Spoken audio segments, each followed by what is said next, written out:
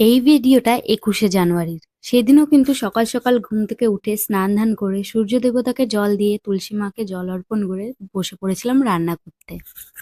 দেখছো এত ভাজাভুজি কেন কেটেছি? কারণ সেদিন ছিল খুশির জন্মদিন। সত্যি কথা ভাবলে মনে হয় যে এই তো সেদিনকে হলো, আর দেখতে দেখতে ৩ বছর পূর্ণ হয়ে গেল। সময় কত তাড়াতাড়ি চলে যায় বোঝাই যায় না। ৩ বছর পূর্ণ করে ৪ বছরে পা দিল আমার খেপি। তো আমরা জন্মদিন সেভাবে পালন করিনি।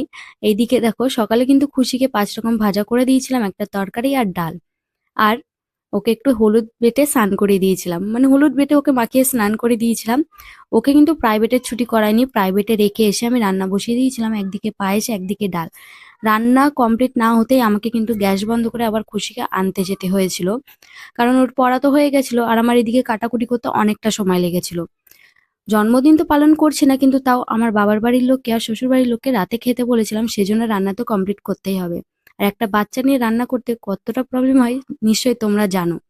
তো খুশিকে প্রাইভেট থেকে এনে একটু জল খাইয়ে দিলাম, খাবার খাইয়ে ঘুম পাড়ানোর চেষ্টা করছিলাম, কিন্তু কিছুতেই ঘুমোয়নি।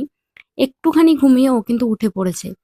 আসলে ও না একটু আওয়াজেই উঠে পড়ে, আর আমি যেহেতু রান্নাঘরে রান্না করছি বাসনের আওয়াজ হচ্ছিলই, তো উঠে পড়েছে। কি করব, এদিকে দেখো মাংস আমি কষাতে বসিয়ে দিয়েছিলাম। তারপরে ছাদে গেছিলাম জামা কাপড় আনতে, তখন কিন্তু খুশি ঘুমোচ্ছিল। জামা কাপড় নিয়ে যেই আমি ঘরে ঢুকেছি রেখেছি, তারপরে রান্নাঘরে এসে একটু নাড়তে বসেছি, ব্যাস উঠে পড়েছে ও।